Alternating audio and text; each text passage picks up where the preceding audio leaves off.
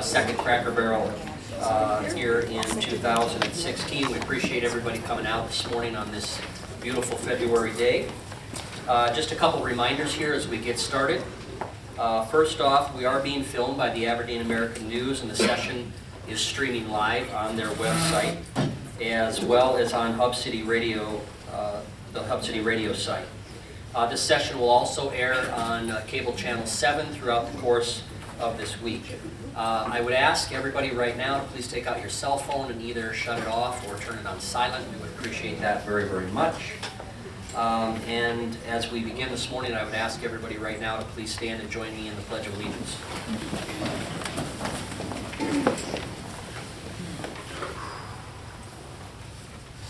I pledge allegiance to the flag of the United States of America and to the republic for which it stands, one nation under God, indivisible, with liberty and justice for all. Thank you very much. At this time, I'd like to introduce our legislators who have joined us this morning, and we appreciate all of you guys being here this morning to share your Saturday with us. First off, Senate District 2, we have Brock Greenfield right over here.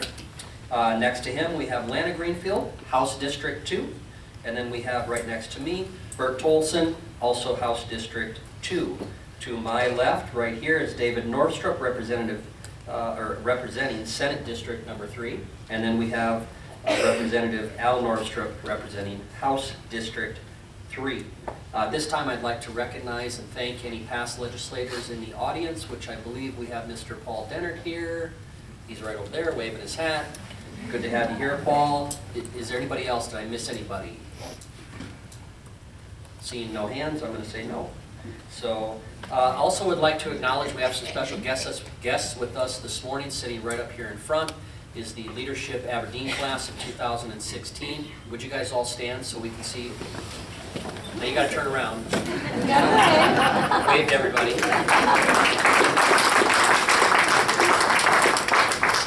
Thank you for joining us this morning. Gail, how many do you have? 35. 35 folks in that group this year. Is that the biggest you've ever had? Yeah, it's great to see all those folks out here getting involved and learning more about how everything works. We appreciate it very much. I'd like to thank our sponsors this morning, who are AARP, the Aberdeen American News, the Aberdeen Development Corporation, Aberdeen Federal Credit Union, Core Trust Bank, Healthcare Plus Federal Credit Union, Helms & Associates, Northwestern Energy, Progressive Financial Services, Carl and Cheryl Perry, Sanford Aberdeen, South Dakota Collectors Association, and also Wells Fargo Bank. So thank you to everybody for helping us out with that. Just realized I forgot the number one item on my list, which was to introduce myself. I'm sorry. For those of you who don't know, my name is Mike Bockerty. I'm the CEO of the Aberdeen Development Corporation and the co-chair of the Government Affairs Committee. This year, my other co-chair is right over here, Mr. Devin Reitz. He will shortly be joining all of you in the audience, and he will carry the microphone for all of those in the audience who wish to ask a question this morning. Just to review the rules, housekeeping rules here, we're going to begin this morning with giving each legislator an opportunity no longer than 5 minutes to begin with a recap of what happened this last week in Pierre. Following the recap, we will begin our question and answer session. Just remember, please, that we are here to discuss legislative issues and bills for this session. This time this morning is not a time for debate or to make comments, but rather to ask questions related to something pertinent going on in this legislative session. Questions from the audience will be limited to 1 minute in duration. We ask you to please raise your hand. Devin will come find you. Wait till Devin gets there so everybody can hear your question. He'll hand you the mic. Identify yourself and speak clearly into the microphone. Briefly identify or describe the bill or issue, and then please ask your question. Please address the question to one or two specific members, or if it's just wide open, just let anybody know that it's open for anybody to answer. Legislators, we also ask that if you're not asked to comment on the question, please try to refrain from doing so we can allow as much time as possible for additional questions. We'll try to keep questions and discussions on any one issue to no longer than 5 to 10 minutes, so everybody has an opportunity to ask their question on the issue that they're here to be concerned about this morning. Following the question and answer session, we'll have each legislator give us a brief recap of the events this morning and conclude their comments this morning. We'll begin that at approximately 11:45. I might actually begin that just a skosh earlier this morning because Mr. Tolson has to leave us this morning by 11:45. At this point in time, we'll go ahead and we'll begin our opportunity for the legislators to recap this last week in Pierre, and we'll begin on my right, which would mean that Mr. Greenfield, you have the mic. Oh, this week you can't get in. Sure. Somebody from the Red Coda. They don't have a login. Then there's a password on it. We are experiencing a little bit of technical difficulty right now. We can't get onto our internet, so that's what I just actually texted Gail, but that's what the hang-up is. At any rate, this week again was a busy week with crossover day and a whole host of bills that were up, many of which would be of importance to a number of people. Obviously, the House sent over the tax bill that's intended for education, and I'm sure we'll talk about that some more. The Senate had a myriad of legislation to work through, and we got our work done incidentally by about 4:15 or 4:30 on crossover day, which was a record, I think, because usually crossover day can find the legislators still working into the evening hours, sometimes even the late night hours. So that's partially attributable to the fact that there weren't as many bills this year, but also partially attributable to the fact that a lot of the work was done as the first few weeks of session transpired. So generally speaking, it was a good week. There are always some ups and downs. I had a bill that got killed on the floor, which was disappointing, but I also recognized the nature of the situation. We're talking about a lot of finances and whatnot, and the bill contemplated a $10,000 revenue hit, so there was reluctance to support that this year. It was a bill that was, a similar bill was passed last year throughout the process and then vetoed, but again, twists and turns, but generally speaking, it was, I thought we had more positives than negatives this week. I'll touch base, I guess I'll touch on it since I do have some time. With respect to the education bills, I would point to Senate Bill 131. That bill is the rewrite of the formula, and I did not support that. I supported 132 and 133, which were, I felt, good bills. 131 is a sweeping change to the formula that's been in place since 1995. My area administrators have always said that in their estimation there's nothing wrong with the formula, with the caveat that it simply needs more money put through it. This change, I believe, will create over time winners and losers. It will force consolidations over time. It will place everybody on a different playing field in that some schools will get far more money than they need to operate with the target salary of $48,500, and some will get much less than they need. This is essentially the bill that will cause over time the 400 teachers that the governor said we have too many of.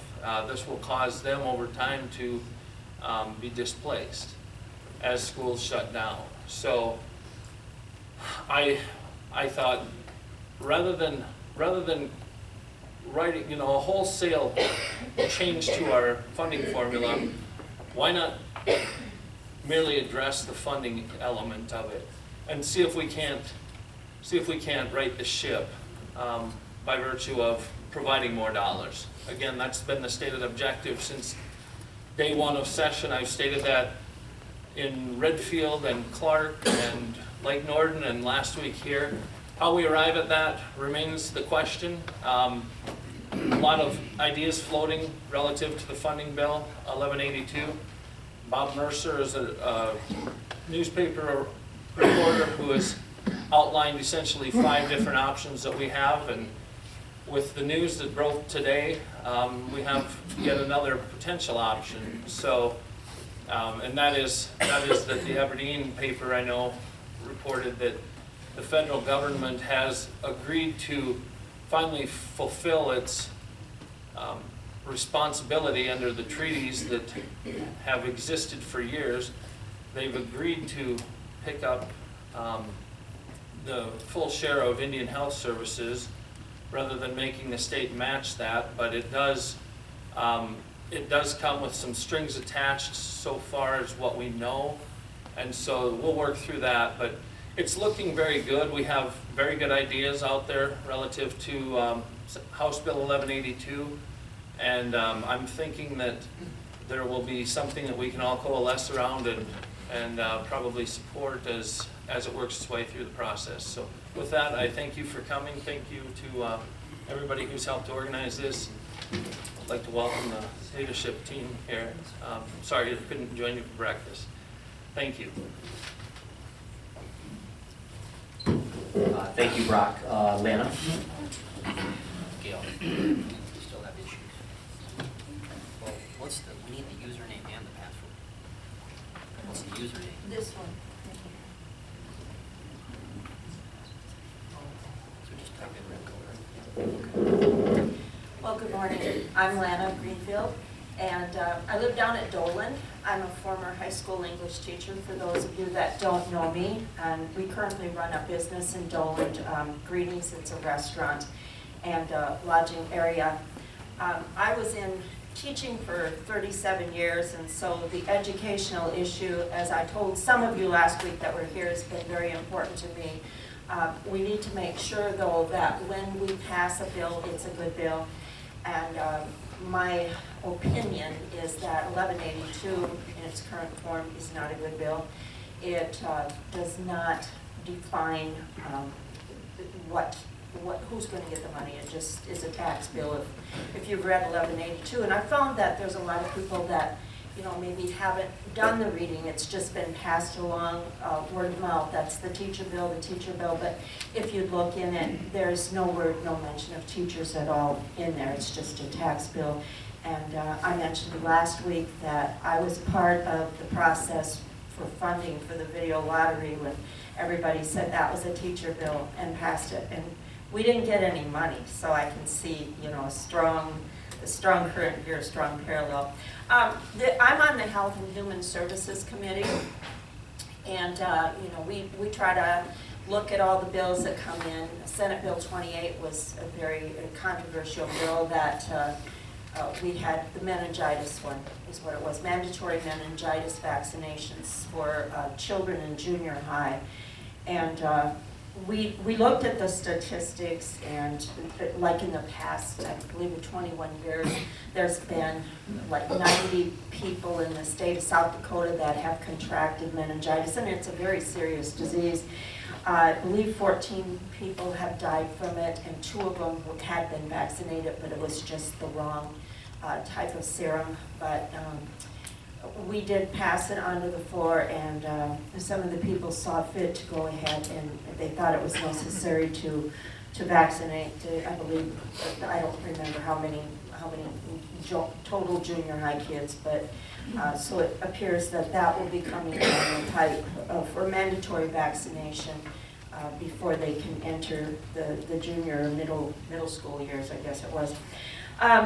We have some fun bills out there too. It's not just all drudgery. I had a guy come and ask me, "Do you want to sign on to my animal drawn vehicle bill?" I'm like, "What? What are you talking about?" And he says, "Well, to put lights on the back of these carriages." I still, I'm lost. And he said, "Well, we have a lot of Amish people down our way, and we need to do some safety safety guidelines for them when they're going with their carts down the highway. Well, then it made sense, you know. We live in our little bubble up here, and if it doesn't affect us, we think it doesn't exist.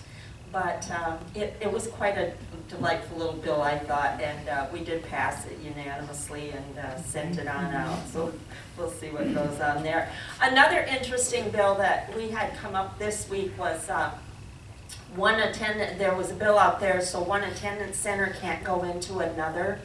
Like, they can't cross boundaries. For example, if you in Aberdeen decide that, you know, you'd like to have a lot of people in Dolan be schooled by your school district, you could come and buy a building and set up an attendance center there. We wanted to alleviate that because there was a situation with a Hutterite colony down in Madison, where they hired a teacher, sent it out to the college, sent her or him out to the colony, and anyway, they were dissatisfied with the teacher for whatever reason, and so the Chester School District sent a teacher in there to teach, which, you know, caused a big upheaval. And again, you think, oh, why do we have to have these bills be a one-size-fits-all? But I guess we passed that out to make sure that we don't cross boundaries and set up attendance areas in other districts. So I guess we were being proactive in that case rather than reactive. I'm also on the local government committee, and we haven't really had too much going on in there this week. So with that, I'm going to sit down and let somebody else talk. And I thank you all for coming today. It's important to us that we share the information and that we get that's going on here. We are very close to the bills. I've learned one thing: you have to read every little word in every bill, because one little word can make a difference. It's so important to look at things closely. Thank you. Thank you, Representative Greenfield. Now we'll turn to Representative Tolson.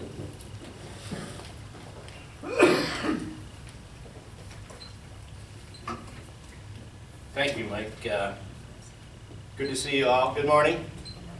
Okay, come on. Good morning. Good morning. Beautiful morning. It's supposed to be like 55, 60 degrees. I traveled up from Lake Norden. I live in Lake Norden, and I serve part of Aberdeen, and in Hamlin County, and Spink County, Clark County. So I'm here today, and it's a joy to be here. And this past week, I guess they've touched on most of the things going on. Of course, the education bill was huge. As you all know, it did get passed out after a close vote, a no vote, and one vote decided that. Then it was reconsidered. It finally got through. It needed 47 votes, and that's what it got. And in the course of that, you probably heard some, I don't know, tension between leadership and others, and you know, sometimes things get too controversial, but we can't let our emotions take charge. And so I'm here to tell you that I like to handle things with joy and kindness and integrity, and, you know, to do what's right. But anyway, it's been a very interesting week. It was getting on the Wednesday, the crossover day, we were black. So that would be the day that your bill might be killed or not killed. But, anyway, the day ended up at 7:30, but it was about 5 o'clock that day, and it was getting kind of tense on the floor. The emotions were kind of high, and so I asked them to stand and take a 7th inning stretch. It was the 7th week, and they did it, and it kind of loosened it up. And I don't know what Representative Nostrip thought about that, but it was kind of, something had to break the ice, you know.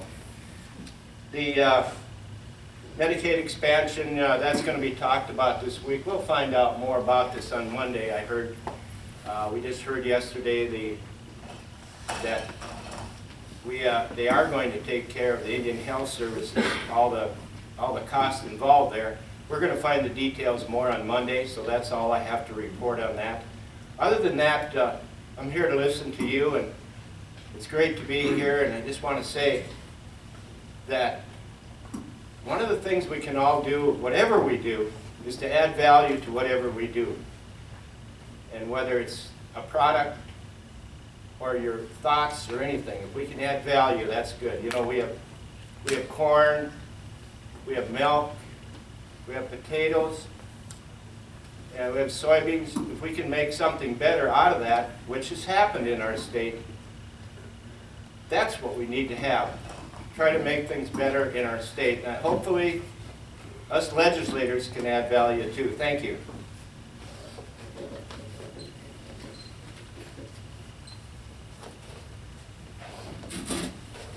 Sorry. No, that's okay. Kind of away. Thank you. Now we'll turn to Senator Dave Norström. I want to thank everybody for being here this week and looking forward to the conversation. One thing I want to touch on before I get into the other comments I was going to make about what Representative Greenfield said, it's very important for us to read the bills and vote based on the facts and what the bill actually says, not what people think it says or what the media says it says. It's what the words on the page actually say. And I've seen a lot of situations over the years, and especially this year, where people are saying that we should vote yes or no on a bill because this is what it does, and if they read the bill, it won't say what they think it says. So I would hope that organizations that are pushing information out and the media would do a better job of telling you as the public what the bill actually says, so you can make an opinion or decide what you think of the bill, and then you can share that opinion with us, because that's important, that we're all making decisions based on facts, not emotion. The other thing I talked about last week was I asked, especially the people in the education community, teachers, everybody involved in that area, to have faith in the process and in us as legislators, that we will do something this year. And I'm sure, just like I just said it, there's a lot of people that don't believe me, but let me go back to last year when I talked about the Blue Ribbon Task Force and how I said it would be different than the previous however many there were, which there were a lot, about education funding. I said this will be different, and it will be something that we haven't, a conversation like we haven't had before. And I'm sure when I said it at that point, a lot of people didn't believe me then. So we are involved in conversations that it's hard to share everything that we had in those conversations and ideas that we're talking about. But so I ask you again to have faith in the process and faith in what we're doing and what we're trying to accomplish, because we are trying to increase education funding and overall teacher pay. And then obviously the Senate has House Bill 1182 on the floor on Tuesday, and talking to a lot of senators, there's a lot of hesitation, especially on the property relief side, which really has nothing to do with what the Blue Ribbon Task Force said. And we're increasing taxes more than what the need is for education or teacher pay.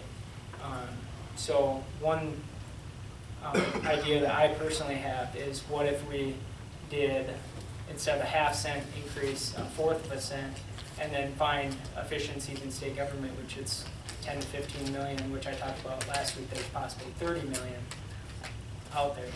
So it's kind of a hybrid approach or a compromise that we go to the general public or you as taxpayers and say, we searched and dug through the budget and found as many efficiencies as possible, but we can't get to the full 67 million because that's what the governor's plan does, is generate 67 million. We can't get there.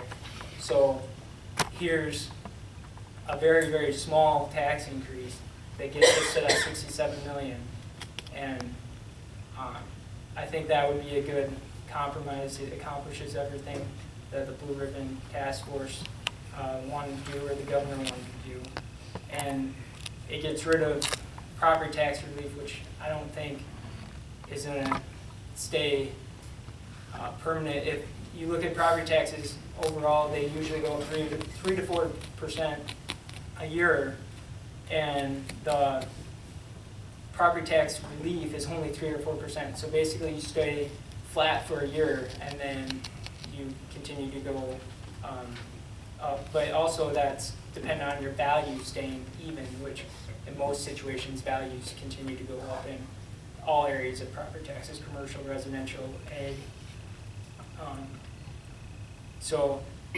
The other way to look at it is the property tax relief is $45 to $50 per 100,000.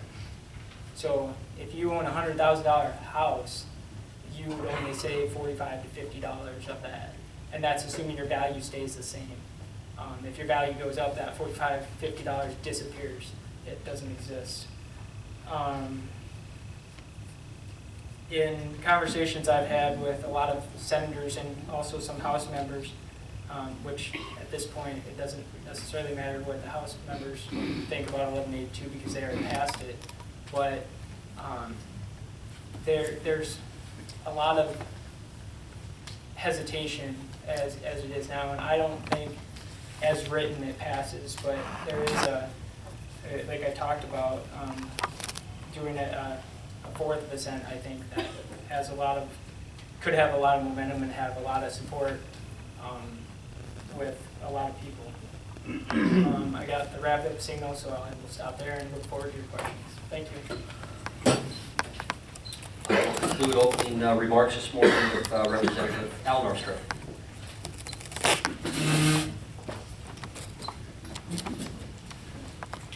Good morning, State Representative Al Norstrip. I want to thank the Leadership Aberdeen group for meeting with us this morning, and I think that's one of the best programs in Aberdeen, and I encourage the Chamber to continue to do that. And it's just a great way to, as I visit with them, the thing that they tell me repeatedly is it's opened my eyes to ideas that I never had or experiences that I never had any idea what all goes on within government, so it's a great program. Is there a Kelda in the room? Oh, back there. As I'm sitting here on the, thanks, Kelda's way in the back. She's an Aberdeen American News reporter. She's embarrassed that I would call her out. I was sitting here and it pops up on the screen giving David's comments on the Twitter account. So I thought, well, that's pretty good. I bet she's going to Twitter one of my accounts, or one of my statements. So the one I'd like you to tweet is the fact that I pointed you out and embarrassed you. Back to business. One of the things we talked about last week was a bill to authorize a new line of credit loan with an unlimited interest rate. And I know there were some feelings in this room concerning that bill, and my statement last week was I was 99% against it.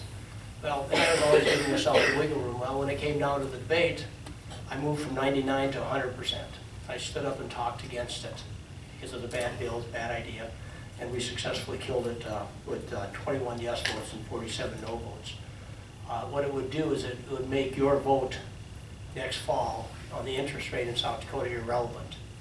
I thought, well, that doesn't make much sense to send voters to the poll or to then just make it absolutely irrelevant before they even vote. The other bill that's working its way through the process that's important on the education is Senate Bill 133, which is for Northern very important, and for Aberdeen very important, and for schools and children and students very important. Allows them to share a great teacher to many school districts. One of the things that the new formula does is it pushes schools towards achieving 12.5 teachers, or excuse me, 12.5 students for one teacher in a small school district, and that's going to be a challenge for a small school district. And so e-learning is really the keys to the kingdom in terms of getting that done. Very happy that it's an Aberdeen project. I had a bill that made it through the third step in the process, Senate Bill 73, which is related to open meetings. It was kind of a small bill. What it basically said was, in South Dakota many years ago, we agreed that meetings should be open to the public. In other words, we think the government is owned by the people, therefore the township meetings and the city council meetings and the school board meetings are open to the public. And with the new technology, a great example was Kelda this morning with her tweeting. is things are changing. And so, what the bill basically said is if you're having a quorum, which is a majority of the people on the board, and they're talking about business, then that's an official meeting. So we have a school board of 5 people, and 3 of them go out to Millstone and have a cup of coffee and talk about business. That's a meeting, and it should be open to the public, and it should be posted in advance so that you can know it's going to be there, that it's going to happen, and you should take minutes. And so that's been, and basically what we said, that's been in a state law for a long time. What I added to the law was if you do it electronically, if you do it through Skype, or if you do it through email, and you have a majority of the board there, and you're talking about business, you have to play by the rules. Take minutes and announce it in advance. And so that bill went through with 1 negative vote. The 7th inning stretch, that was cool. We had fun. Bert had a long history of playing baseball, and he sings "Take Me Out to the Ball Game" a lot better than I do. But what was cool about it was the pages. They're high school seniors. They think they come to the legislature. We're a bunch of stuffy old guys. We're important and stuffy and old. And Bert stands up and says, we're going to do the 7th inning stretch, and he started singing "Take Me Out to the Ball Game," and the legislature joined in. And those high school seniors are standing there going, wow, this is cool. I never expected the legislature to stand up and start doing "Take Me Out to the Ball Game." So that was a good event. Probably one of the best we've had in a long time, but thank you. With that, I will stand by for questions.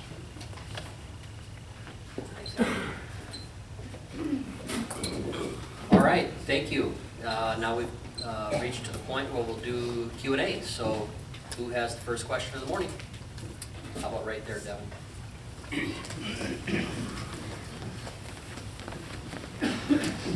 Yeah, we try. Good morning, legislators, and thank you for being here. It's appreciated. I'm Dwayne Ohm, a member of the Aberdeen School Board, and I know that House Bill 11882 is going to be heard on the Senate floor about 2 o'clock on Tuesday. And I also know that there's an option being considered to use state revenue funds from certain areas to fund a teacher bill other than using the sales taxes as proposed now. My question to you and the question to the senators is that could you comment on which funds of state government would be used to fund the teacher pay bill? And most importantly, would doing that provide an ongoing and steady solution for K-12 education funding and teacher pay? Thank you. Thank you for the question, Dwayne. Brock or David, who wants to go first?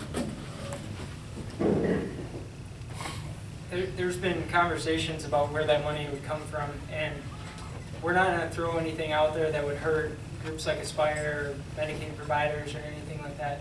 And there's, like I talked about last week, there's overestimating in certain areas of budget, specifically Medicaid, where you could use some of that money towards the 10 or 15 million that you need to get to the 67. But that would be dependent on all the legislators. I could tell you what I would want to do, but I'm just one vote, and I haven't dug through the list that I've seen and said, yeah, that's my favorite, or absolutely not on that one. I haven't dug into it that much. But if you go from a half to a fourth, those conversations will happen if that plan gets momentum, which I think it will.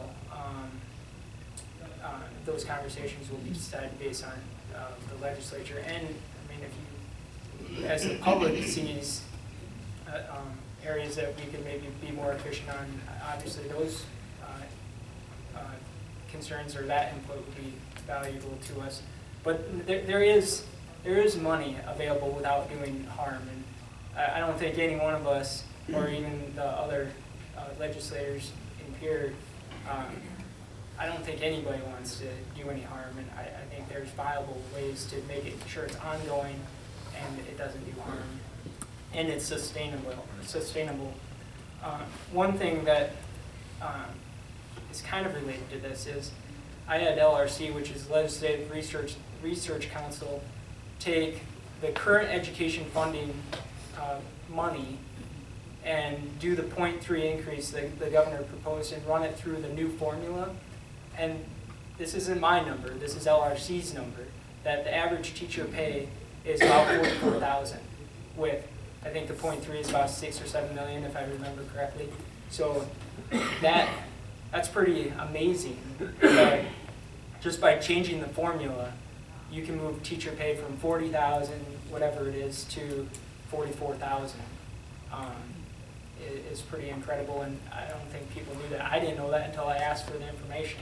The other thing that people don't realize is, right now, this per student allocation, which obviously the formula is changing, the taxpayer is putting in at 40th level. If you compare all the states and Washington, D.C., South Dakota puts money in at the 40th level, but yet our teacher pay is 51st in the country. So there's a disconnect there, that states are putting less money in, and the taxpayer, the state and local taxpayer are putting less money in, and they're getting teacher pay higher. So, I mean, the Blue Ribbon looked through that, and part of it's our rural nature, and there's other factors, but there's other states that are rural like us, and their teacher pay is better. So, I think those are important for people to know, and as we're going through this conversation, because yeah, the 44,000 really amazed me, because I didn't think it would be that high just by changing the formula.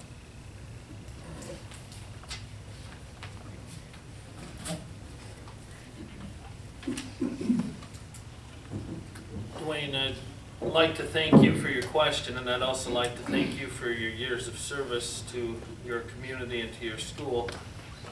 You are truly a gentleman, and I have always appreciated you. One of the things that I didn't mention before, and I'll get to your question in a moment, but one of the things was, as the different ratios based upon school sizes were discussed, and I'm reading actually right now from the task force report. It says that the task force members agreed that the current 14-to-1 student-teacher ratio was an appropriate target. Skip down, it says that other task force members felt that 12 was too high for the minimum target ratio. So for the smallest schools, some of the task force members thought that 12 was too high and that it should be perhaps 11 or 11.5. I believe when the first suggestion came out relative to those target ratios, the governor stated that at the low end and in the smaller schools it was going to be 12, and that turned into 12.5 when the bill was introduced. I had hoped that an amendment that was drafted was going to be offered, and it was not on the House or on the Senate floor. But I felt that we should take that target ratio for the small schools to 12, and frankly, on the high end, down in Sioux Falls, for example, with the target ratio of 15-to-1, they are going to be funded for 70 teachers that they don't have, because they achieve economies of scale with the large school district size, and they will operate their classrooms with a larger number of students per teacher, and so they're going to get free money. And when you run the numbers, 48,500 times 70, it's substantial. It's over $3 million. So I don't know what will transpire as Senate Bill 131 works through the process, but that is certainly a concern. I'd like to go back down now to David's comments previously and recognize that should the tax rate be changed in House Bill 1182 to 0.25% as David suggested, that raises somewhere between $53 and $56 million, which would almost get us to where we want to be if 67 is in fact the target. Then I would point to the last 4 years. I have a history of reversions here. a history of reversions and mid-year decreases. In 2012, there was $24,400,000 that was not spent as it was appropriated. In 2013, there was $15,700,000. In 2014, that was $26,300,000, and in 2015, $31,900,000.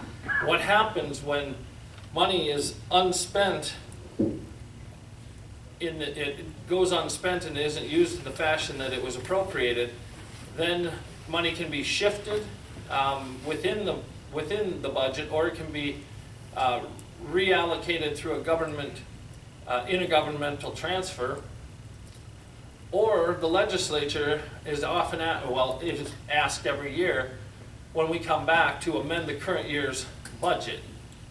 And what has happened is there's been a shifting of expenditures, and we've spent those dollars in a one-time fashion on such new programs as Building South Dakota and what have you, at the expense of any other areas that we would have otherwise or could have otherwise provided the dollars for.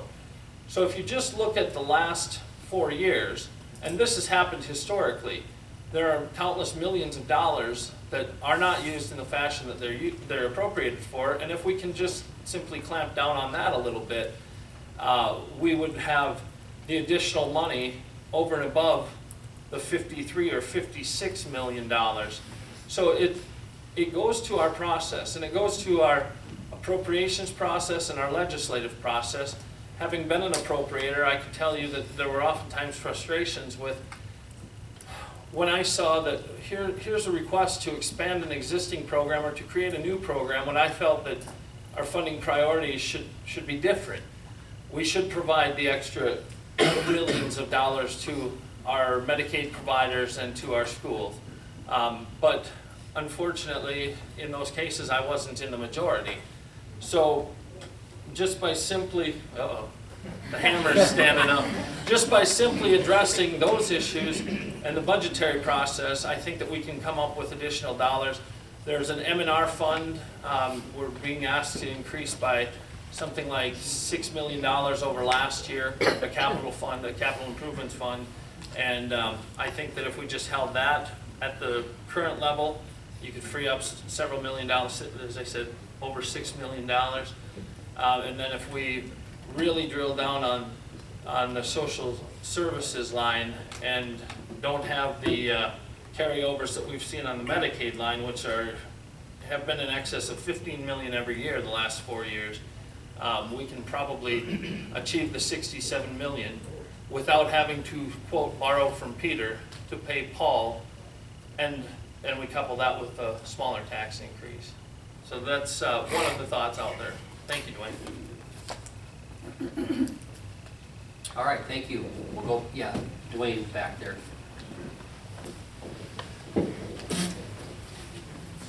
I'm shifting gears just a little bit. In the USA Today during this week, it's in the Aberdeen American News, it talks about the Denny Sanford gymnasium down in Sioux Falls. They're shifting all of the sports events down there over a period of time. But it said there was $1 million in problem with the siding on that building. Well, if there's $1 million wrong with the outside of the building, what are the possibilities of there being something wrong on the inside? And they're taking all these sporting events from Aberdeen, Watertown, the various towns. I'm wondering if the legislators or anyone is interested in doing anything different to revert them back to the small towns until they can get the problems taken care of with the big palace down in Sioux Falls. Dwayne, did you have anybody specific you wanted to answer the question? No. Open to anybody. I'll jump up because I was on the Convention and Visitors Bureau board for quite a while, so I have a little more insight on this. And the Activities Association, the High School Activities Association, picks the sites, and I haven't looked at the and maybe I shouldn't have jumped up so quick so I could have looked at the schedule, but I don't think they've actually moved a lot of tournaments to Sioux Falls. I mean, we still have state Bs. Obviously, Sioux Falls, they want them, and they're pushing really, really hard to get them.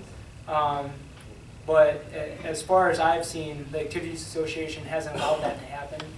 I don't know, it's going to be hard for them to continue to tell Sioux Falls no. But everybody here today and everybody in Watertown and all the other communities need to push back and tell the Activities Association those events are important to Aberdeen and Watertown and Brookings or Mitchell, and tell them that that's unacceptable. And I'm going to embarrass former Representative Charlie Hoffman too, because he's in the room, and he actually brought a bill a couple years ago to get the legislature involved in that process, and it failed in committee, if I remember correctly, which I wasn't in that committee, but there was legislative action or attempt at that point. And if you see all the tournaments, including like state Bs, getting pulled out of Aberdeen, the legislatures need to get involved again, because that's, I would say, very unacceptable for a lot of reasons. And Sioux Falls doesn't need every tournament in high school sports. And I don't think the kids involved want to go to Sioux Falls for every single tournament. Maybe they want to go to Rapid City or the small schools. I think they enjoy coming to Aberdeen, based on some of the conversations when I was on the CV board that we had with the smaller schools around Aberdeen. They would rather come here than Sioux Falls for those tournaments. So what a AA school wants isn't maybe what a B school wants.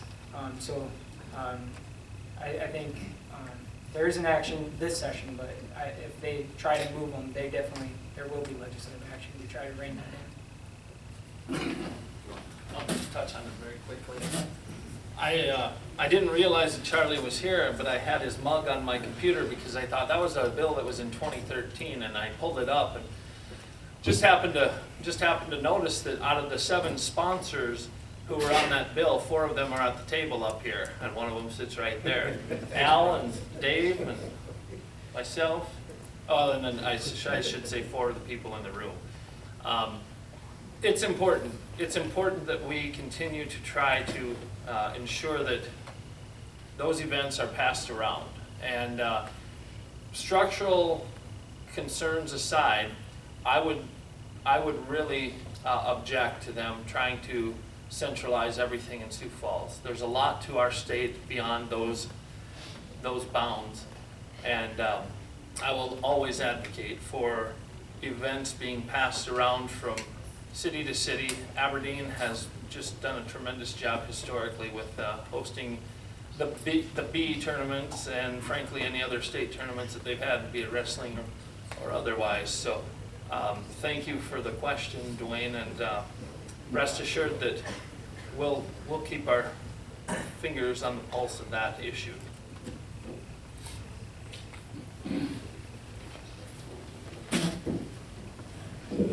Barbara Johnson from Aberdeen, and I'd like to redirect the conversation a little bit as well.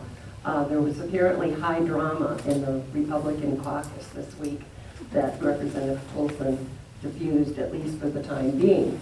But as a person sitting back here in Aberdeen, I'm wondering, what does this disagreement within the Republican Party, which is the controlling party in the legislature, what impact does that have on the passage of any further legislation? Do we expect to see more disagreement there? And how is this related to an upcoming election where we're going to be electing major state offices such as the governor's job? Did you want that directed at any certain individual? Well, Anybody? Republicans, any of them. Okay. I think well, Republican Wilson has already spoken on it, so any of the others. Okay. Yeah, thank you for the question.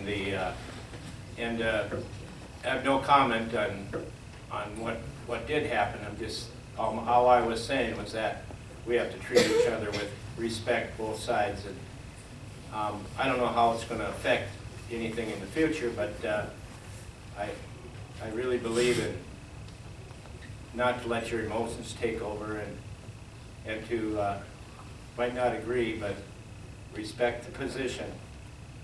Are you going to be able to pass bills such as a Medicaid bill or other bills, or will this disagreement, underlying disagreement, paralyze our legislature? You know, I can't answer that question, but I would hope it wouldn't. So, any other comments?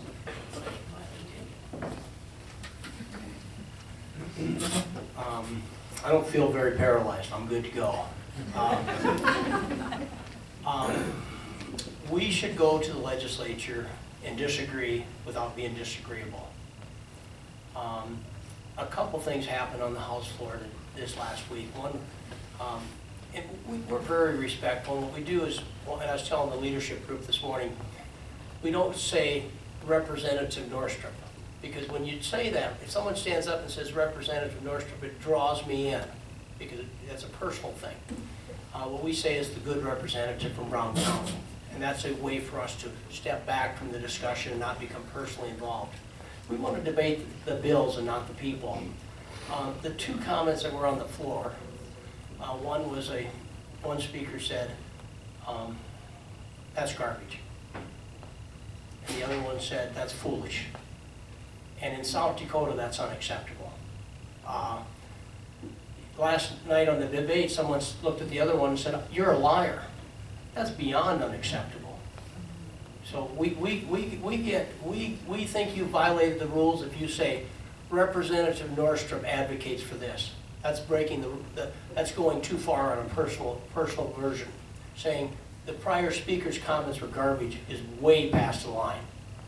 Saying that prior speaker is foolish and made a foolish comment, that's unacceptable. There was one apology for that. Good people say stupid things. I've said some stupid things, and I try not to. One of the things I do want to cite, there's a little bit of sidetrack. We've been introducing the people in the audience, the former legislators. One of the most famous South Dakotans that we've got, I want to give you a quick introduction that many people don't know is in the audience, is one of the most famous South Dakotans we've got is Holly Hoffman, who is a survivor. Survivor was on Survivor a few years ago and gained nationwide, worldwide attention. And Mr. Holly Hoffman is in the audience today. And if you would stand up just to be recognized, I'd appreciate that. You didn't have to do that. You didn't have to do that. Thank you very much, Al. You're a good friend. Yeah, thank you. Well, part of what we should try to do is disagree without being disagreeable. Put a little humor in it every now and then. And what the legislature is 100% good to go. In other words, what we all do is, almost all the time, is we're sent here to passionately debate your issues. And sometimes we go a little bit too far. And usually that tension lasts for about 5 minutes, and then we go have supper. And that's the way it should be. And even the legislators that were involved in those skirmishes, we typically have those skirmishes every year. My name's Drew Denner. Formula funding for that year, they'll forfeit it. So it's a big hammer, and if you're going to have a big hammer, then you probably need an appeals process or a waiver process. But there are a couple other sections that are referenced. Not just that's in section 23, and it says that you can apply for a waiver section 24. But then I also see that in another spot it refers to applying for waivers for sections 24 through 27, and I didn't quite get to everything, but that specifically was mentioned on the floor as the debate wore on. So, and I think David is correct. You don't know. You frankly don't know what how everything will come out in the wash. But I guess that remains to be seen. Should this bill pass? Okay, Devin, we're going to go right back here to... So the House passed Bill 1234, which requires the governor, won't actually have a chance this session, but when the House voted on it, a lot of people were saying that it didn't have, Medicaid expansion wasn't going to happen this session, it wasn't going to be a topic of conversation, we weren't going to vote on it. And So at this point, it's in Senate State Affairs. I don't know if it will come out of there or not, but I think it is critical for a decision that. I think it was around 5 o'clock, 4:58, I was out ice fishing, I get this thing that IHS, that the federal government has said that they would, pay those bills, but we don't know all the details. The devil's in the details, so that's all I have to say about that. Thank you.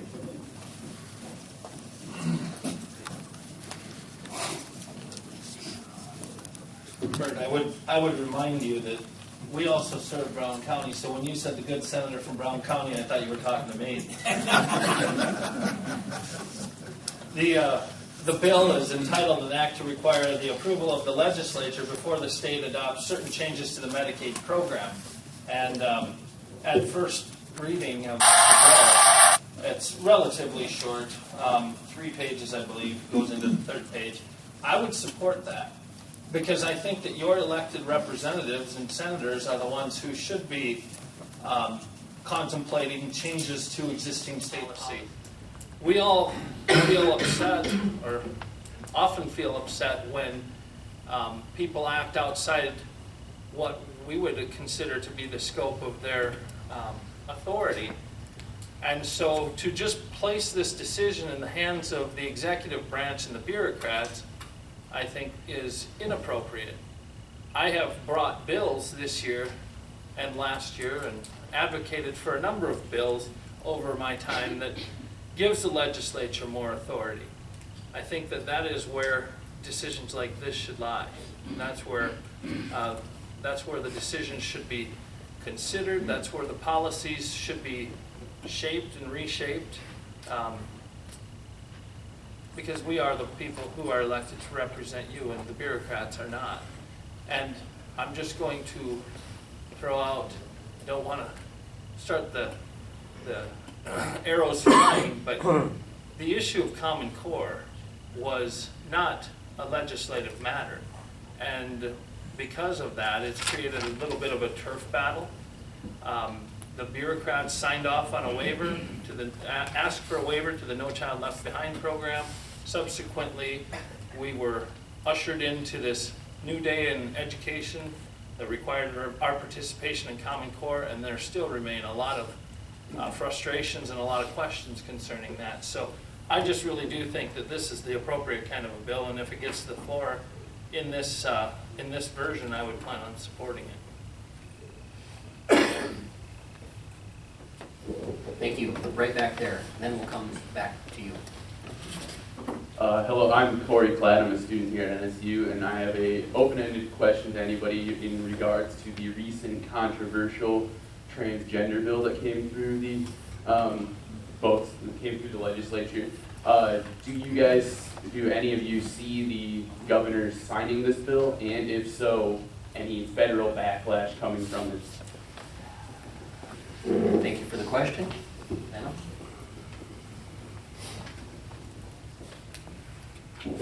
Thank you for that question. We voted for it in the House of Representatives. I don't know anything about any backlash that would be happening, but I do want to mention this. When you look at a bill, you need to read it closely. I think this got out of hand. You need to understand that this subject has come up in the state of South Dakota, and there are schools that are looking to the legislature for direction. We want to have everybody on the same page when it comes to these issues. And this has been donned, probably incorrectly, the bathroom bill, but you have to understand that the word bathroom encompasses locker rooms. This is not really about going into a stall and using a bathroom. It's about junior high and senior high boys and girls given the freedom to shower together in a school facility, which I don't agree with. I think that that's inappropriate. I was talking to a guy from California the other night. He happened to be at our legislature, and he said, oh yeah, he says, California has it, and he said, my daughter is forced into the same locker room with a person of transgender, and he said what has happened is that the girls then grab their clothes and they all dispense, go here, there, everywhere, and leave that transgender student standing alone in the locker room to change clothes. And I thought, how sad. That makes them feel more isolated than ever.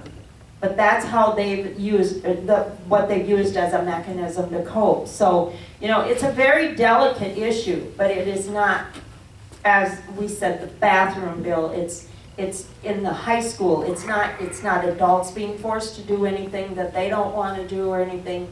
It's about our grade school and high school children. And as far as ramifications on it, I would hope that our governor would have, in fact, Senator Greenfield and I were just talking, the good senator from District 2, and I were just talking about that on the way up. And we said the governor is faced with some issues. There's been a lot of bullying and pushback. People are saying, well, then we'll just not do business in Sioux Falls anymore if the governor, you know, signs his name to it. And I'm thinking the governor's placed in a very bad position because he has grandchildren. He has to think about safety issues for his grandchildren too. I understand on the Indian reservation a few years ago there was a transgender student that went into the boys' bathroom, and that poor transgender student was repeatedly raped by all the guys in there, over and over and over. And that person finally ended up in South Dakota committing suicide. So, you know, you got to look at all sides of the issue and look especially at the safety issue. So I don't know what the governor's going to do, and right now, quite frankly, I wouldn't want to be in his shoes. Thank you.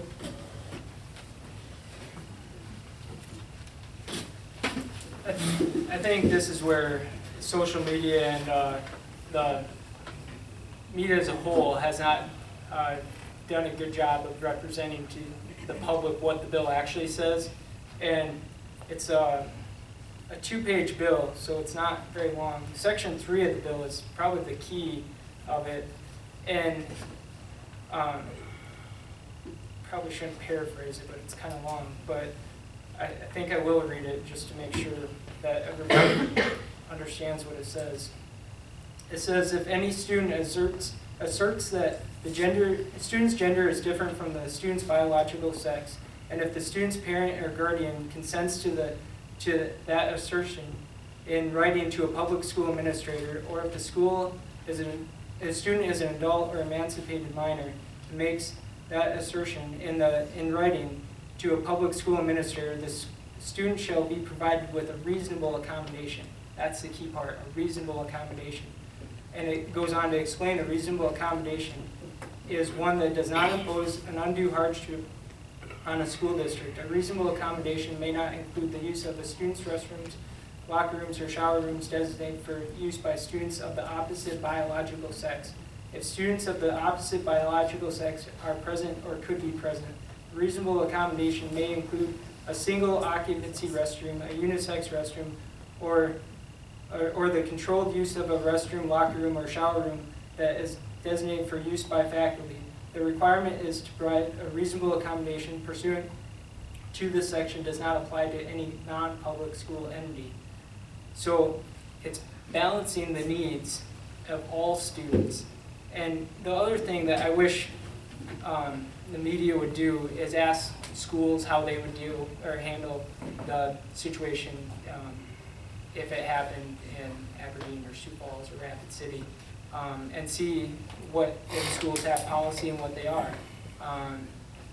I would argue that if different schools have different policies, then that opens up a lawsuit to either side of the issue that you're on. So having a uniform standard policy make sure that it's handled fairly and is protecting both sides regardless of where they go to school. And a lot of people keep on throwing out that we're going to get a lawsuit, but once again they should do the research and see what the courts have ruled. And there's one case, a federal judge in Johnson versus the University of Pittsburgh held in March of 2015 that a policy of requiring students to use sex-segregated bathrooms and locker room facilities based on a student's natal or birth sex rather than their gender identity does not violate Title IX prohibition of sex discrimination. That was in March of 2015. A federal judge said that. And there's other cases, but I'm not going to list off all of them. But as people talk, like I talked about in my initial remarks, before we, as legislators or as a public, talk about issues, we should see what we're being told is true and go read the bill and see what it says. And then we should ask the question, how is it currently being handled? And then also we should go look and see how the courts are handling the situation and how they've ruled on similar situations. And there's been some that have been out there, social media or media, that haven't done that list, those things, which I think before I form an opinion, I better be going through those things, that list of criteria, to find out what's facts, because that depends on how I vote, or should vote. So I appreciate the question, and I think the public hasn't been told the whole story in this case. And to answer your question, I have no idea what the governor's going to do. He holds those cards pretty close, and he has until Tuesday, so we'll see.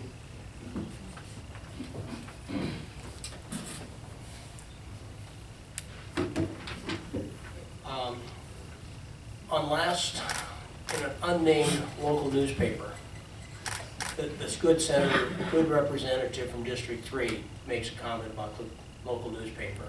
In the upper left-hand corner on last Sunday's paper, the headline says, "Our voice" on the editorial. And the local newspaper is entitled to their opinion. They just aren't entitled to their own facts. The headline says, "South Dakota legislature becomes bully with transgender bathroom bills." Let me read you the sentence, the second sentence that the entire article is built on. It says, "The bill would require students to use bathrooms and locker rooms that correspond to their sex at birth and not the sex at which they identify." The bill doesn't do that. I'll read it again. "The bill would require transgender students to use bathrooms and locker rooms that correspond to their sex at birth." The bill doesn't do that. What it does do is say boys go with the boys, girls go with the girls, and if you're undecided, go talk to the administration for a reasonable accommodation. The local newspaper forgot to mention the third most important thing. If that doesn't work for you, go to the administration. So, waiting for a retraction. Thank you.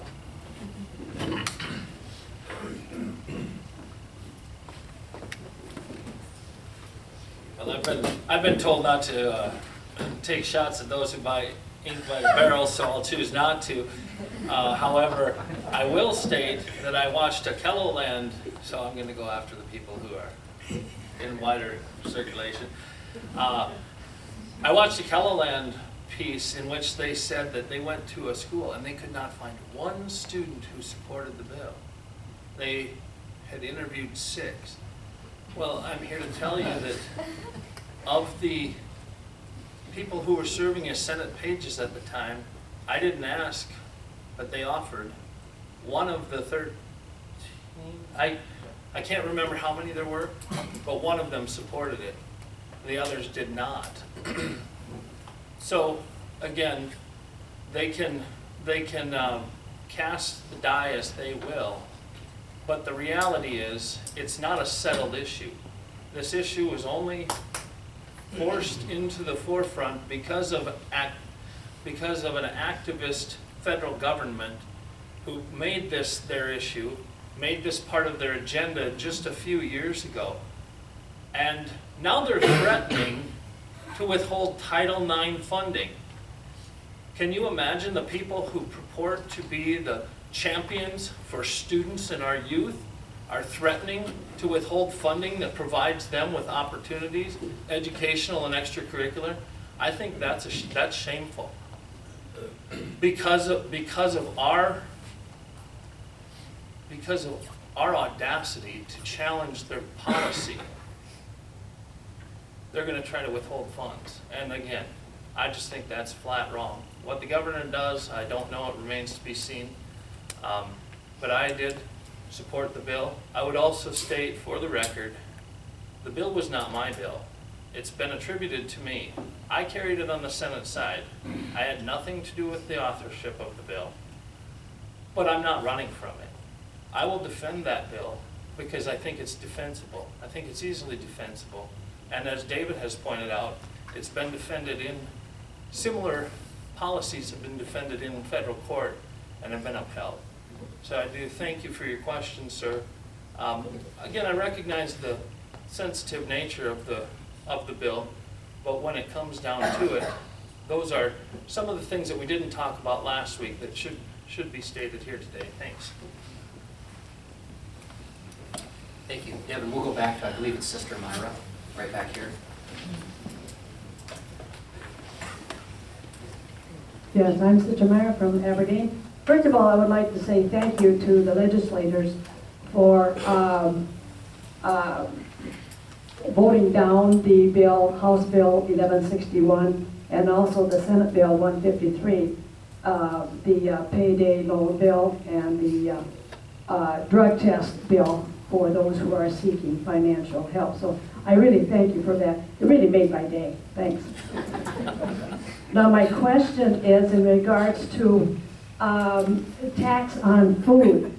Now this question has come up a number of years, last year, year before.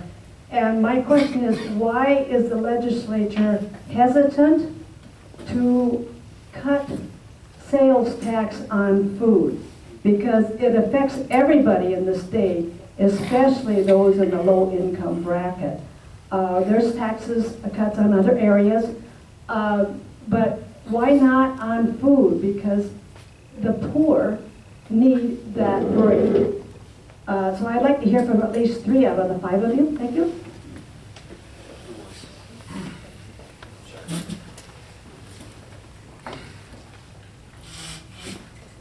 Interestingly enough, we're contemplating raising the tax on food this year for everybody. And that is a concern, sister. We've heard about the regressive nature of the sales tax, and we know that it does very much impact some people. And we've tried to pass, in the past, we've passed a program that would allow for sales tax on food rebates or refunds, and it was very underutilized, which was unfortunate, and has since been repealed. But that's an element of the discussion that we're having right now that remains a very sensitive issue to a lot of us. Also, the sales tax on farm machinery and whatnot, and how that will impact a number of people. But when you're talking about people who are already faced with a decision between having to put food on their table or buy the medication that they need, it's a concern. Why hasn't it been repealed?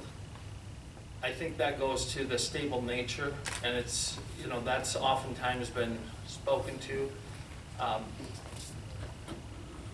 Food purchases are generally stable, and even in an economic downturn, the tax on food remains a stable source of revenue. And so they argue that the very dollars that are contributed by virtue of the food tax are also those dollars that are used to help fund programs for the poorest of the poor. There's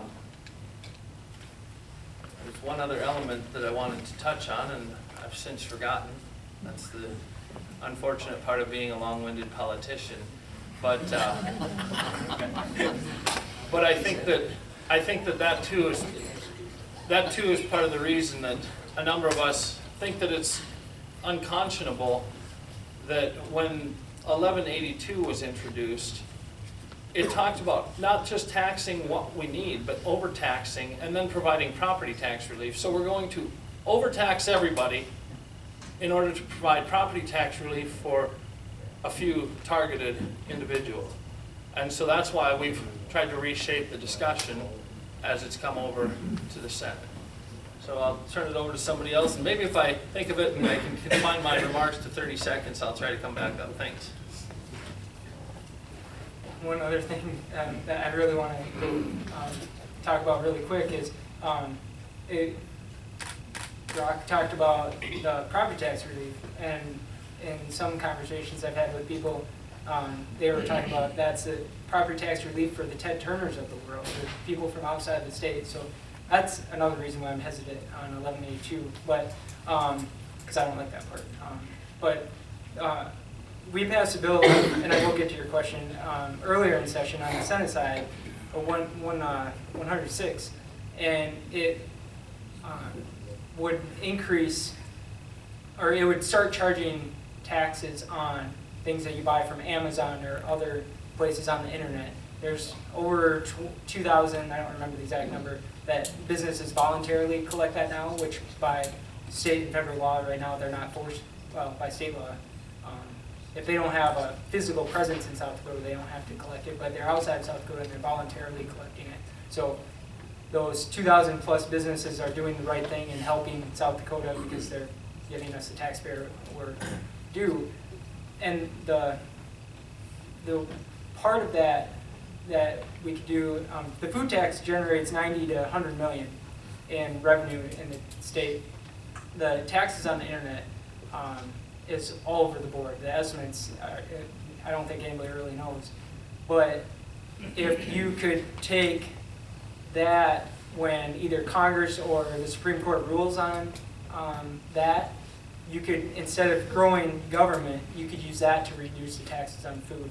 I don't know if you could reduce it all the way to zero because we don't know what that amount is, but that would be something that I would definitely get support. There's other ways you could maybe do it that would provide more certainty, and I would have to work through those and decide how we do that if it makes the most sense. But I think the taxes on internet sales is a good alternative, and the legislatures can set up our legislative intent today, so future legislators could always change that, because we can't force a legislature to do anything in the future, but it would be a lot harder for them to reverse that once that revenue started getting collected. Now I'm like, Brock, I had another thought and I forgot it too. But It's our old age. but yeah, it's gone now. But I think it's a viable alternative, and it's a discussion that the House can definitely have, and I know some senators I've had that conversation with a few people, and to see what we could do there, because we definitely see the need to do something for the people that are paying a significant portion of their income on taxes or the food tax. So we'll continue to have that discussion, and it'll be interesting in the next 9 days to see what happens. Yeah, thank you. Just a few words on that. You know, we know it's a regressive tax. The thing is that anytime you take a tax off of a certain item, like food, and the money coming in could be $90 to $100 million less. So then we have to make up for that monies with some other way of revenue. It's like the state 2% state excise tax. People have said that's not really fair because it's double taxation. Brings in so many dollars, and then we have to figure out a way to bring in more money. Probably not a good answer, but you do have to be responsible for the money taking out of the budget, because you're going to have to replenish it with some from someplace else. So, but thank you for the question. I thought of. Okay, I'm gonna time you. Okay, well, this is gonna be tough, but Okay. the other issue that was raised by Sister, and that's why I forgot, was the 153, the drug testing for temporary assistance for needy families bill. And I guess I just wanted to state that that was killed in committee, and I didn't have an opportunity to vote on it, but I still feel very strongly that we need to ensure that those people who are applying for benefits as needy families don't have drug habits that are costing their kids meals.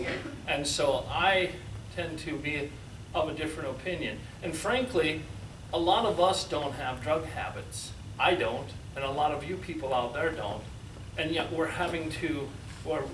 in a sense, we're being asked to help support those with our money who choose to have drug habits and put their kids at risk. So I just wanted to set the record straight on that. I did vote no on that bill. Sorry, I thought of my comment too. But some people have attacked the internet sales tax as a new tax. Technically speaking, and probably not even technically, the state law, if you buy something from Amazon or any other internet store that doesn't have a physical presence in South Dakota, you owe use tax, which is also 4%. So anytime we should you buy anything from Amazon or another entity that doesn't have, like Best Buy that has a physical presence, they're already collecting it. But places like Amazon, you should be getting a form and filling it out for the use tax and sending a check to the Department of Revenue. And I'd be surprised if anybody in this room is doing that.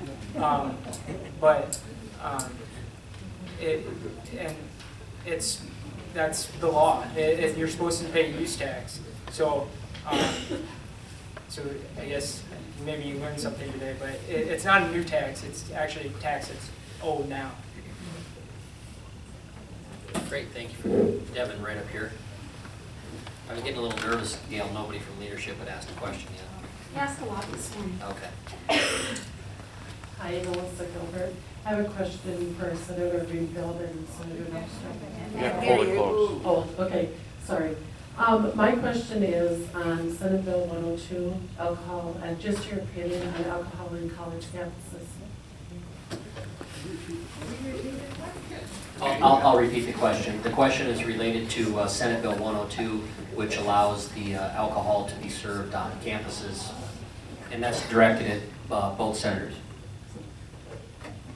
I think I caught your name, Melissa Gilbert. Yes. I loved you in Little House on the Prairie.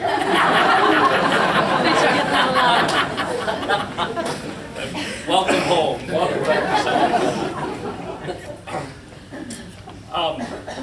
This is an issue that I don't want to make more complex than what it is.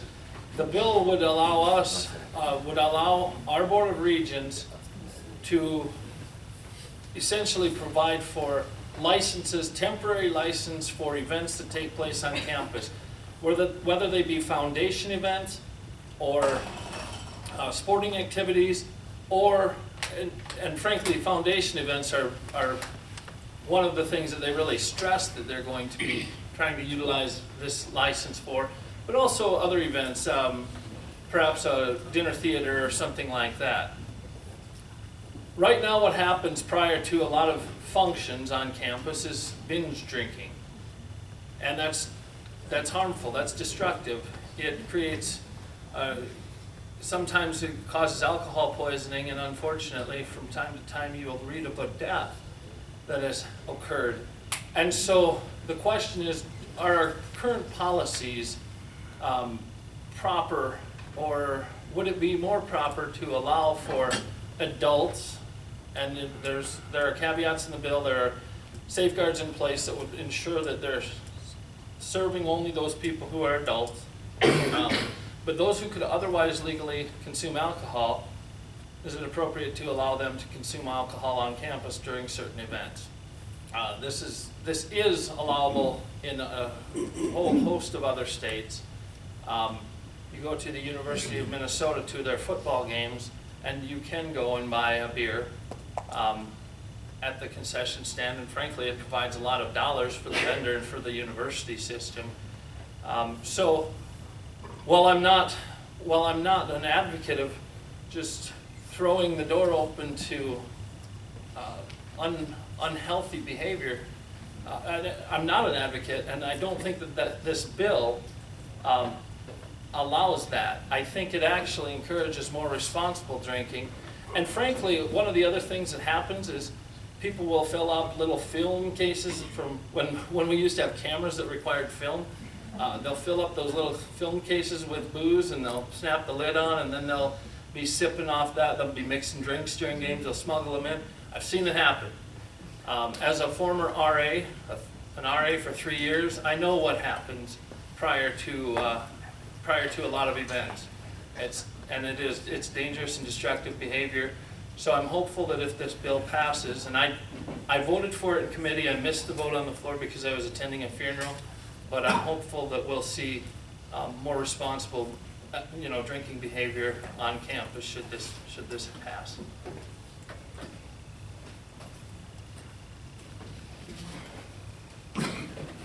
It's in House Commerce and Energy on Monday, so that will be in Representative Northstrip's committee. But once again, I don't think the whole story is being told. There's a lot of safeguards in place because we have to adopt the policy. The Board of Regents is crafting a policy which they are not going to allow it in dorms. Talking to Dr. Rush, he made it sound like Board of Regents wouldn't even allow it for general sales at like basketball or football games. It would be more like SDSU's building a new stadium, and it would be like in the luxury boxes or suites, whatever you want to call them, and foundation events. And then also the president would have to okay it of each university, and the city council would have to vote on the permit. So if the legislature and the governor approve the bill, you still have the Board of Regents policy, you have the individual university president, and you have the city council. So there's a lot of different levels, and that a license can be revoked at any time or not granted at any time. So if this happens, the city council can get a hold of the situation really quick, and then the next legislative session we can also come back and reverse ourselves if we see a problem. The one important thing now is, like, if you have an event at Northern or like Dakota State, I don't know how many other facilities they have, if there's a wedding dance, if they go from an open bar because the groom's dad is picking it up and it goes to a cash bar after a while, that becomes illegal. So it's not even Northern or university events, it's people running those facilities. So, and the other thing important to know is they're giving away beer and wine. This is only beer and wine in certain situations now, but they're giving it away. They're not selling it. And the thing also to know about Northern is because Northern plays at Swisher Field, that's owned by Aberdeen Public Schools, and because it's Aberdeen Public Schools, Northern wouldn't be allowed to sell alcohol. So Northern is excluded right there, all by itself. And I was talking to somebody, and I didn't have time to follow up on this, but they were saying there's certain requirement distance from the public schools for a license. And like I said, I haven't been able to dig into that, but if that's the case, then the Barnett Center would even be out. But I don't know if that's true or not because I haven't been able to follow up and look at that. And this is more a SDSU USD thing because they're D1 now and they're building facilities that can control this a lot more.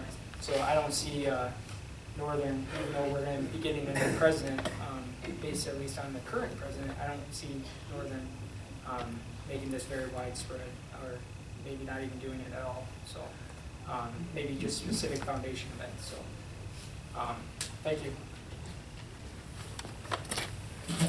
Excellent. Before we go to the next question, Bert, do you have anything you want to wrap up with, or do you just? No, I'm going to let you wrap up, and then you're going to go. Okay. And then I'm going to take more questions. So I just wanted to give you an opportunity. Thanks, Dwight. Yep. I think he just asked me to leave. No, I talked to him, and I thank Mike, and I thank Gail and everyone for attending this morning. The things that happened in the legislature happened quick, as other legislators in the audience know. How would you act if there was a bill and there was an amendment that said not to allow, not to allow, and you got about 2 minutes to decide? You probably would allow. Not to allow, not to allow. And so you have unintended consequences on bills. You have to be careful what bills you bring. So I just want you to know it's fast moving out there. You know, try to keep your wits about you. Keep your emotions tied down. And do the best you can and hope we can add value. And I hope I've added some value here this morning. It's great to be here. I serve on the Education Committee and the Local Government Committee. We have 9 days left, 4 this week and 5, and then maybe 1 other day later.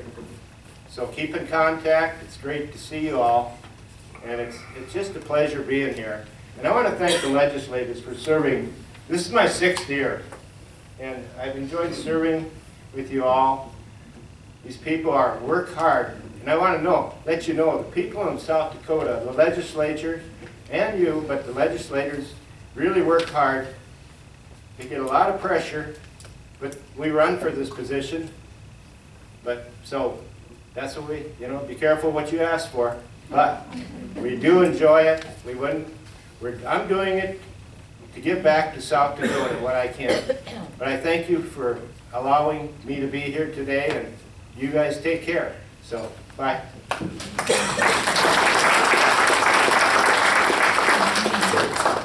Thank you, Bert. Appreciate it. Okay, let's take some more questions. Carl? Carl, you going to tell us what's going on tonight in town? Yes, I was going to. Okay, thank you. I'll start with that. NSU men play at 8 o'clock tonight in Sioux Falls, and the women play tomorrow at noon in Sioux Falls. We're in the championships, so it's really awesome. Central boys are going to be playing Tuesday night against the Governors, and Aberdeen Christian School boys won last night, so they're going to be in something pretty soon. Ron Colley boys and girls are both doing great, and Central girls are doing phenomenal. So when you say that many nice things about the different schools in your area, people like it, all right? But I'm the chairman of the chamber, and Gail on the leadership team. This Leadership Aberdeen group is really phenomenal because it's grown, and this Cracker Barrel is very important. Being able to have access to our legislative people is super important. And I'll give one more comment, then I'm going to ask my question. Tonight is Safe Harbor, so if you have extra cash and can't go, just send cash. And last night was Boys and Girls Club. If you missed it, just send cash. They're both a few dollars short of hitting their goal, but they're both going to be building their buildings soon, so it's really outstanding. The Chamber signed a resolution on education, the governor's program, and also on Highway 12 expansion out toward Ipswich. And the open forum question that Al brought up at the very beginning, it just kind of went over everybody's head. And my question is, I think transparency is really important, but I'm on a board with like 5 people, and I'm on a board with 7 people. So if I send an email to somebody, do I send them a letter in advance, or do I put it on the news, or how do you do that? How do emails become part of a quorum for people to look at? I was hoping we'd get to a question somewhere there, Carl. So, just kidding.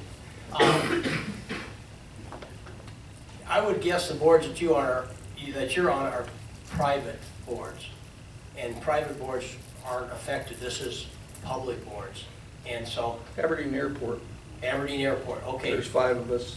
So here's what you're welcome to do.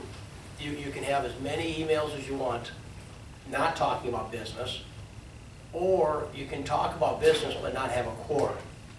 So if 2 of you send an email back and forth, you're good to go. If you forward it to one person and then forward it to the next person and forward it to the next person, it comes around and you've reached a quorum, we're advising you not to do that. And that's not new policy, that's old policy. We're just taking the Attorney General telling you and ruled that about 10 years ago, but we're taking what is currently being advised by the Attorney General and we're putting it into law that says treat it with respect. Anytime you do 2 things, have a quorum, talk business, treat it like an official meeting. So.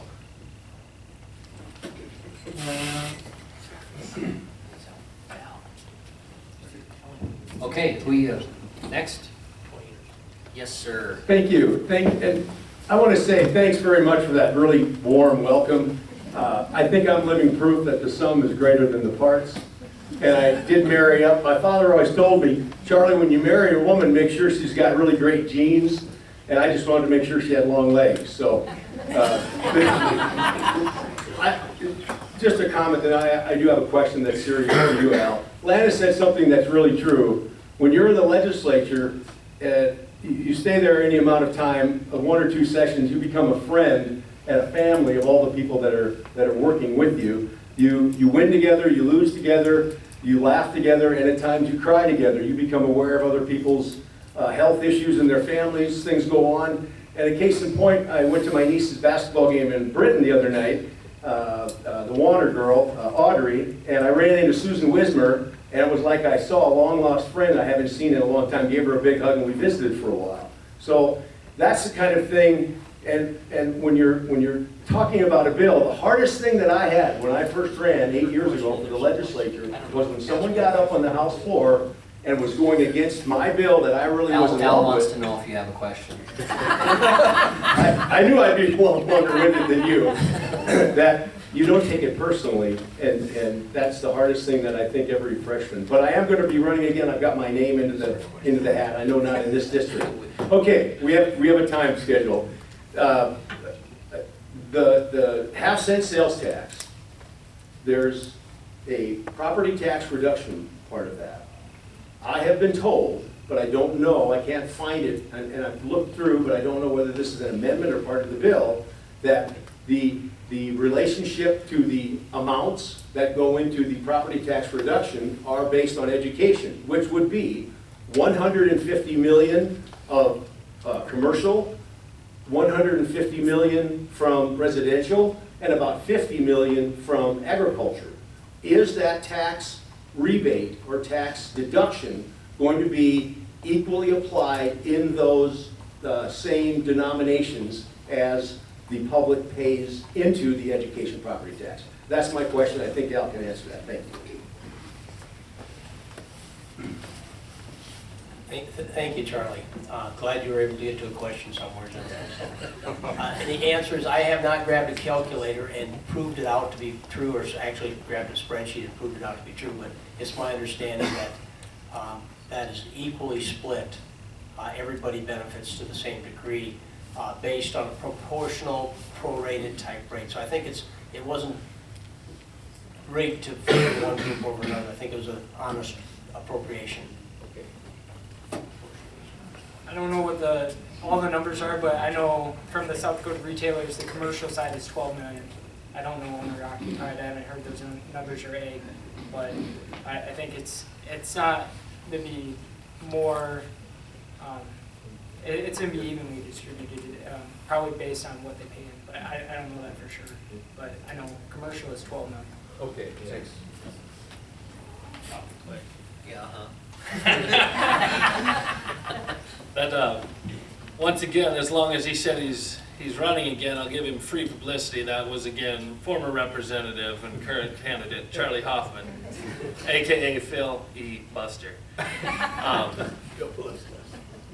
The whole notion of your question is predicated on the assumption that that bill is going to pass as it is. And again, I just go back to the fact that we're asking the legislature to engage in endorsing something that, by nature of its introduction, overtaxes the people and then provides tax relief to some of the people. And I just think that that's wrong, and I don't want to see that element remain in the bill. And so I'm hopeful that we'll, as it goes through the Senate, put a different twist on things. So, but those are questions that will be fleshed out. Thank you, Senator. All right, Devin, we're going to come over here to Mr. Dennard. Yeah. Yes, good afternoon. Paul Denner, former legislator. Maybe just a comment on that. The specifics, Charlie, are to be worked out. That's in 131. I think ag is prorated the way we fund education today. Certain percentage from ag, certain from owner occupied, and then commercial. And by the way, all of those people get a refund if the bill goes forward. All commercial owners, all owner occupied, even, you know, the people that own rental units in ag. I'm a tax man, Charlie, you probably knew that. Ag's portion of that, I think, of the 40 million roughly, is 7 million. If you spread that across the state, it's 23 cents an acre, Charlie. In my case, it's 32 cents an acre, give or take. That isn't the problem. Our taxes have went up about from $2 to $5 an acre the last 3 years in a row. So what's 31 cents, Charlie? Not a big deal. But we're in that growing because of the property tax assessment committee. We're still increasing the value. I've got a question in, just thought I'd fill you in. The most important thing to me, and I'm sitting by superintendent from Aberdeen in 131, is capital outlay limitation. Our capital outlay taxes have went up 25% in the last 4 years. Every year they go up 25%. Our capital outlay taxes, the Aberdeen School District, get more than double since it started. Groton is different, Frederick's a little different, but I'm just talking Aberdeen or Aberdeen land. Our general fund for school in Aberdeen goes up a minimal amount. My taxes in Aberdeen go up 17% a year, about the last 4 years in a row. The residents in Aberdeen, their taxes have went down the last 4 years in a row, if you own a house. Not all of them, depends on the value. So let's kind of look at that as a big picture. The question I have, Senator, from District 2, is your Medicaid talk. 1, 2, 3, 4.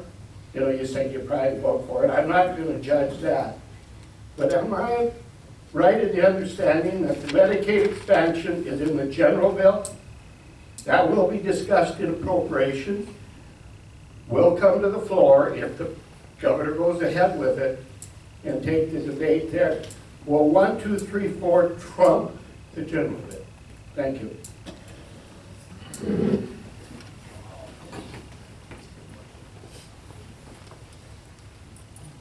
I think it's a great question. When the issue of Medicaid expansion was being discussed prior to session, the governor said he wouldn't engage in any Medicaid expansion without the vote of the legislature.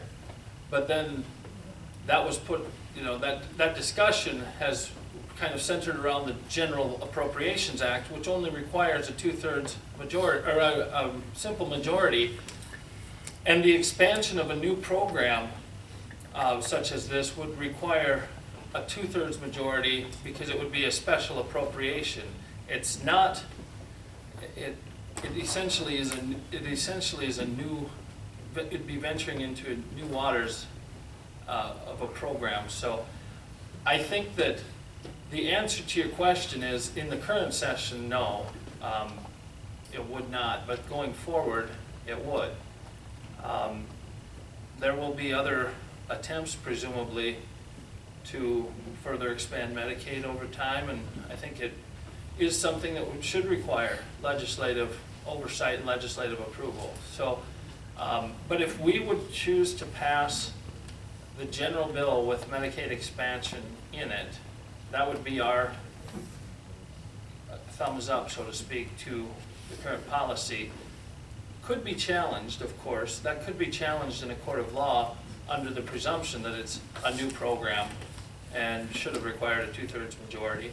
But that's for the lawyers to litigate. Thank you.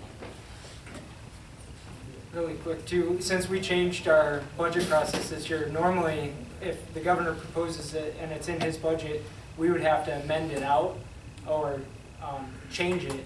But with our new process, we might have to put it in because the process is different this time and we're still learning, and especially not being an appropriator, we're still learning how that new process implements it, because we used to argue about, well, that's in the governor's budget and you can't do that now versus like a legislator's priorities on spending. So versus now, it's just a budget and the governor has to argue as hard as we have to argue for our things, so we're kind of on a level playing field. So that changes the dynamic a little bit. Like I said earlier, it will be interesting to see what happens with that part of it. Excellent. Thank you for all your questions this morning. I think we're going to move into our final wrap-up here and ask each legislator to speak briefly on any subject that they would like to end this morning. I think we'll start with Representative Greenfield.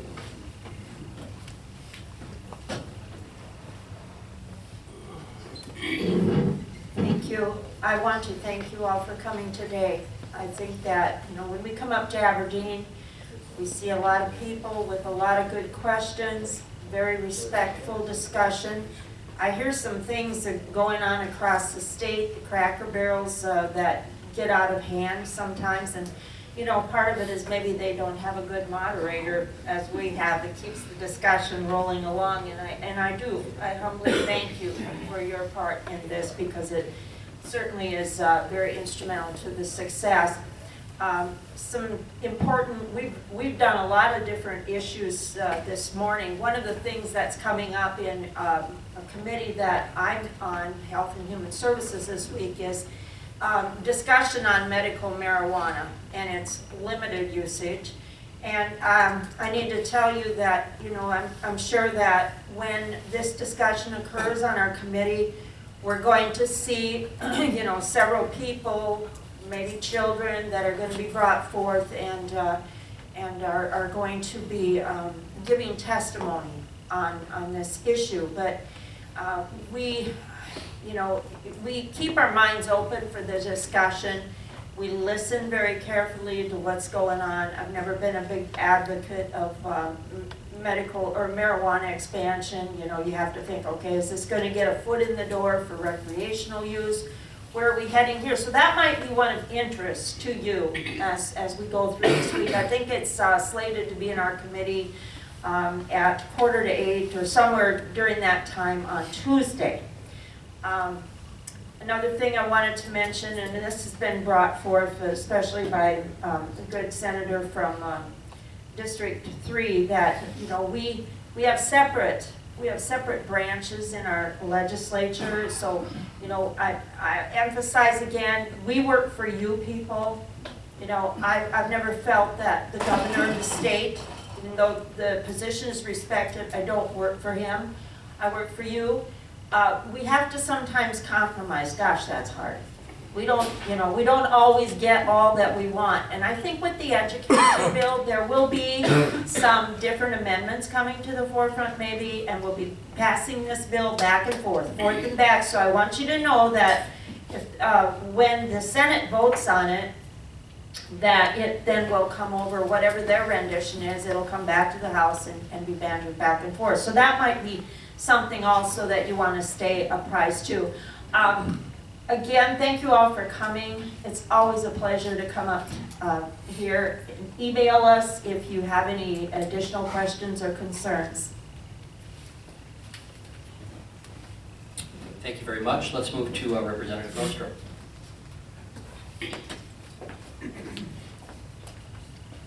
Thank you for coming. I'll stand by for questions later. Thank you. Brock, can you do that? I could, but I don't want to. Again, yeah, I appreciate the fact that I get the last word with Al. Last week as I was walking out, he was casting a stone. Again, he's reaffirming his commitment to his previous statement by not saying anything in his closing. I want to thank everybody for coming, and thank you for the open dialogue, the respectful dialogue. We understand that in this vast arena of ideas, be it Cracker Barrels or the Capitol or even social media, there's room for disagreement, and I appreciate the thoughtful way that you've expressed your questions and concerns. As Bert was closing, I thought about interjecting. That's why we get paid the big bucks, and I'll just share for anybody who wasn't here last week. This is no value judgment, I'm perfectly happy with it, but we get paid $6,000 a year. We're citizen legislators. The expectation is we go home and we return to a job to put food on our tables while we're not in session. Many others are paid as though they're full-time employees across the country, I should say, even if they're not. So we do our best to represent you, and it's a pleasure to serve you and to work for you out here. Representative Greenfield touched on the cannabidiol oil bill. I said it right. I'm pretty proud of myself for that. Regardless of whether that bill passes or fails, it's still a banned substance under our current law and under federal law. But the FDA is studying cannabidiol oil and may choose at some point to decriminalize it or take it off the list and ask states to do the same. So it remains a very interesting discussion. Certainly can help a number of kids or people who experience seizures. I was really torn on the bill. I did vote no, ultimately, because of the federal prohibition on it. What we would assume is that the federal government would choose to turn a blind eye to that, just the same as they've done with other states that have passed recreational marijuana laws or medical marijuana laws, which are in direct conflict with the federal government, federal law. That notwithstanding, there are a number of issues that remain in play, a number of issues that are important to you. I would encourage you to continue to be in touch, and we'll be back here same time, same place next week. So would very much encourage you to come back out and share your thoughts and concerns about what transpires over the next week and what's on the horizon for the following week. Thank you. Thank you, Brock, and we'll conclude with Senator Northstroke. I also want to thank everybody for being here today, and I appreciate the conversation I've had with Leadership Aberdeen. I always enjoy that. I wanted to give an update on Senate Bill 54, which is the Elder Abuse Task Force Bill, which I was a part of this last summer. It passed committee this week. It will be on this House floor on Monday, if I looked at it correctly. So then it should be fine there, and then to the governor's desk for his signature, which should also be fine, but I don't know for sure. Nothing's certain in this business. So that would be a good thing for South Dakota, and good thing to protect the elderly. And I would ask, all the issues that we've talked about today are fluid and changing, and the bills are evolving, our positions are evolving as the bill changes, and especially the 1182 and even the other bills that the Senate's already passed as the House picks them up. Stay tuned, and it will be an interesting week, and well, we have 2 weeks left, so it'll be interesting 2 weeks, but especially this week will be interesting, and to see what happens or possible changes to 1182. And I would, I think they're gonna, if they are changes, they're going to be very positive, and I think everybody can really rally around them, and I think it will be a great thing for everybody in South Dakota, taxpayers and educators and everybody else that cares. So thank you for coming, and I appreciate the questions, and see you next week. Thank you, everybody. We do appreciate your attendance today. Thank you for taking the time out to your busy days. Enjoy the rest of the day. Obviously, it's a beautiful day. Gail, we are back here, same room, next Saturday, same time, 10 a.m. for the final Cracker Barrel of this session. So everybody enjoy the rest of your day. And again, thank you for coming.